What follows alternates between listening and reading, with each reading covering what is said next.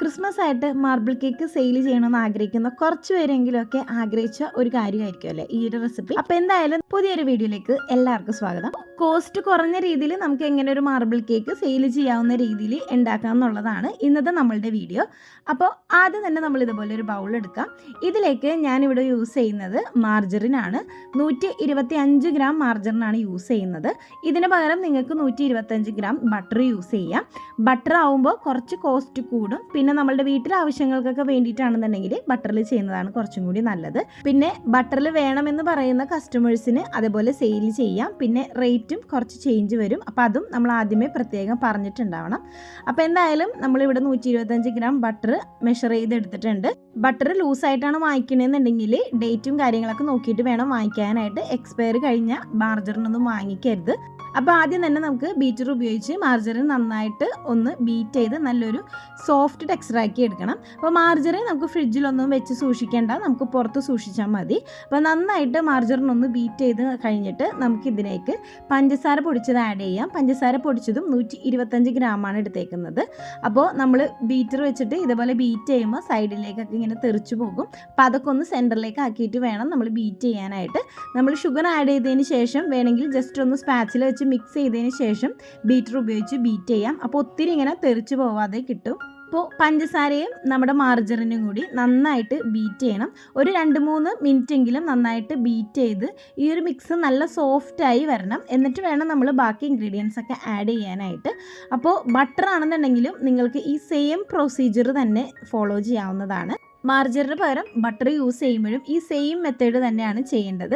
ഇതിപ്പോൾ നമ്മൾ 1/2 kg wait വരുന്ന ഒരു മാർബിൾ കേക്കാണ് ചെയ്യുന്നത്. 1 kg ആണ് നിങ്ങൾക്ക് വേണ്ടതെന്നുണ്ടെങ്കിൽ ഈ മെഷർമെൻറ്റ്സിൻ്റെ എല്ലാം ഡബിൾ എടുത്താൽ മതി. ഇനി നമുക്ക് ഇതിനകത്തേക്ക് എഗ്ഗാണ് ആഡ് ചെയ്യാനുള്ളത്. അപ്പോൾ 3 എഗ്ഗാണ് ടോട്ടൽ ആഡ് ചെയ്യുന്നത്. അപ്പോൾ ഒരെണ്ണം ആദ്യം ആഡ് ചെയ്യാം, എന്നിട്ടൊന്ന് നന്നായിട്ട് ബീറ്റ് ചെയ്യാം. പിന്നെ എഗ്ഗ് ഇട്ട് കഴിഞ്ഞിട്ട് ഓവറായിട്ട് നമ്മൾ ബീറ്റ് ചെയ്യാനായിട്ട് നിൽക്കരുത്. ജസ്റ്റ് ഒന്ന് ആ ഒരു എഗ്ഗ് മിക്സ് ആയാൽ മാത്രം മതി. പിന്നെ എഗ്ഗ് ഇതുപോലെ നമ്മൾ ബൗളിലേക്ക് നേരിട്ട് പൊട്ടിച്ചിടുമ്പോൾ എഗ്ഗിൻ്റെ ആ ഒരു ഷെല്ല് ഇതിനകത്തേക്ക് വീഴാതെ ശ്രദ്ധിക്കണം. ചെറിയ ഷെൽസൊക്കെ വീണാലും നമുക്ക് പെട്ടെന്ന് കാണാനായിട്ട് പറ്റില്ല. അപ്പോൾ അങ്ങനെയുള്ളവർ വേറൊരു ബൗളിലേക്ക് സെപ്പറേറ്റ് എഗ്ഗ് എല്ലാം കൂടി പൊട്ടിച്ചിട്ടിട്ട് ഓരോന്നായിട്ട് നമ്മുടെ ഈ ഒരു ബാറ്ററിലേക്ക് ആഡ് ചെയ്തിട്ട് മിക്സ് ചെയ്തെടുക്കുന്നതായിരിക്കും കുറച്ചും കൂടി നല്ലത്. അതുപോലെ തന്നെ ഇടയ്ക്ക് നമ്മൾ ഇതുപോലെ സ്പാച്ചിൽ വെച്ച് നമ്മുടെ സൈഡിലുള്ള ബാറ്ററൊക്കെ ഒന്ന് സെൻറ്ററിലേക്ക് ആക്കി കൊടുക്കുക. കാരണം എല്ലാം ഈവൻ ആയിട്ട് മിക്സ് ആവണമെന്നുണ്ടെങ്കിൽ നമ്മൾ അതുപോലെ ചെയ്യണം. പിന്നെ ഏറ്റവും ടേസ്റ്റ് കൂടുതൽ നമ്മൾ ബട്ടർ ഉപയോഗിച്ച് ചെയ്യുമ്പോഴാണ്. നമ്മളിന്നിവിടെ കോസ്റ്റ് കുറഞ്ഞ രീതിയിൽ ചെയ്യുന്നത് കൊണ്ടാണ് മാർജറിൻ യൂസ് ചെയ്യുന്നത് കേട്ടോ. അപ്പോൾ എന്തായാലും നമ്മളുടെ എഗ്ഗൊക്കെ കംപ്ലീറ്റ് ആഡ് ചെയ്തിട്ട് നമ്മുടെ ബാറ്റർ ഒന്ന് മിക്സ് ചെയ്തെടുത്തിട്ടുണ്ട്. ഇനി അടുത്തത് ഇതിലേക്ക് 1 ടീസ്പൂൺ വാനില എസൻസ് ആണ് ഒഴിച്ചു കൊടുക്കുന്നത്. ചിലവർ ഇതിനകത്തേക്ക് ഐസ്ക്രീം എസൻസ് ഒക്കെ ആഡ് ചെയ്യും. അപ്പോൾ നിങ്ങളുടെ കയ്യിൽ ഐസ്ക്രീം എസൻസ് ഉണ്ടെന്നുണ്ടെങ്കിൽ ഒരു 1/2 ടീസ്പൂൺ ഐസ്ക്രീം എസൻസ് ആഡ് ചെയ്യാം. അപ്പോൾ ഒരു പ്രത്യേക ഫ്ലേവർ ആയിരിക്കും നമ്മളുടെ ഈ ഒരു മാർബിൾ കേക്കിന് കിട്ടുന്നത്. ഇനിയിപ്പോൾ അടുത്തത് നമ്മളുടെ ഫ്ലോറാണ്. ഇത് 125 ഗ്രാം മൈദയും അതുപോലെ 1 ടേബിൾ സ്പൂൺ മിൽക്ക് പൗഡറും 1 ടീസ്പൂൺ ബേക്കിംഗ് പൗഡറും കൂടി അരിച്ചെടുത്ത് വെച്ചതാണ്. നമ്മുടെ മാർജറിന് ചെറിയൊരു ഉപ്പുള്ളത് കാരണം ഞാൻ ഈ ഡ്രൈ ഇൻഗ്രീഡിയൻസിലേക്ക് ഉപ്പിട്ടിട്ടില്ല.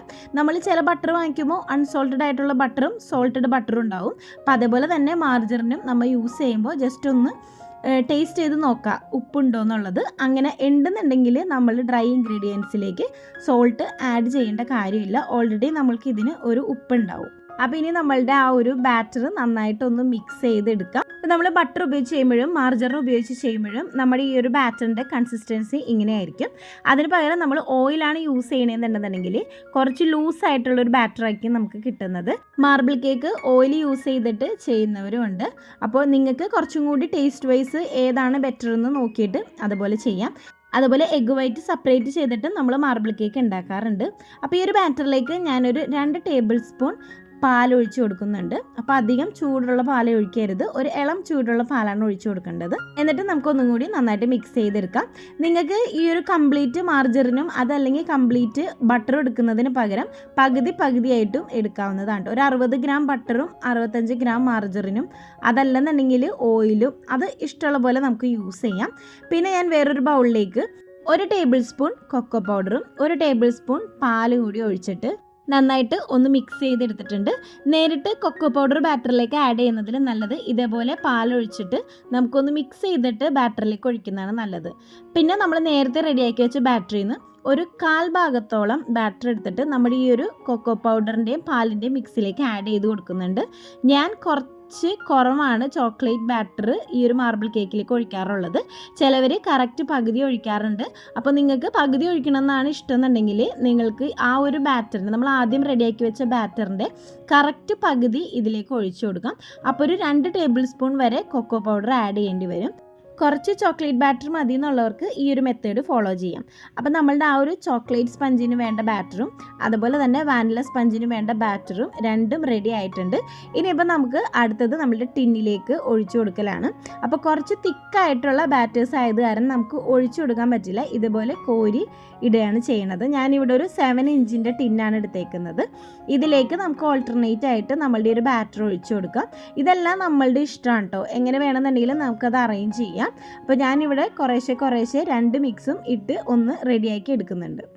ഞാൻ കൂടുതൽ വാനിലയുടെ ഫ്ലേവർ എടുത്തത് കാരണം കുറച്ച് ബാറ്റർ കൂടുതലുണ്ട്. ചോക്ലേറ്റ് ബാറ്റർ കുറവാണ്. നിങ്ങൾക്ക് ഈക്വലായിട്ടും എടുക്കാം കേട്ടോ.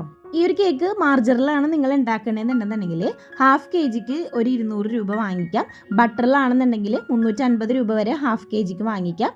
1 kg ആവുമ്പോൾ അതനുസരിച്ച് നിങ്ങൾക്ക് അതിൻ്റെ ഇരട്ടി വാങ്ങിക്കാവുന്നതാണ്. പിന്നെ ബാറ്റർ കുറച്ച് തിക്കായതുകൊണ്ട് തന്നെ ഇതേപോലെ ഒന്ന് അറേഞ്ച് ചെയ്തെടുക്കാനായിട്ട് കുറച്ച് സമയം എടുക്കും. അപ്പോൾ എന്തായാലും നമ്മളുടെ ബാറ്റർ കംപ്ലീറ്റ് ആയിട്ട് നമ്മൾ ഈ ഒരു 7 ഇഞ്ചിൻ്റെ ടിന്നിലേക്ക് ഒഴിച്ചു കൊടുത്തിട്ടുണ്ട്.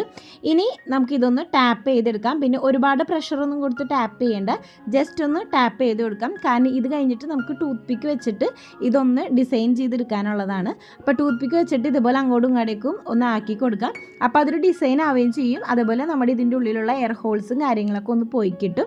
എന്നിട്ട് നമുക്ക് ഇത് ബേക്ക് ചെയ്തെടുക്കാം. അപ്പോൾ നമ്മൾ ഈ ടിന്നിലേക്ക് ബാറ്റർ ആക്കുന്ന ഒരു ടൈമിൽ നിങ്ങൾ ഓവൻ പ്രീ ഹീറ്റ് ചെയ്യാനായിട്ട് വെച്ചിട്ടുണ്ടാവണം. 180 ഡിഗ്രിയിൽ ഒരു 10 മിനിറ്റ്സ് പ്രീ ഹീറ്റ് ചെയ്ത് വെക്കാം. അപ്പോൾ ഞാൻ കേക്ക് ബേക്ക് ആക്കാനായിട്ട് എടുക്കുന്നത് 180 ഡിഗ്രി തന്നെയാണ്.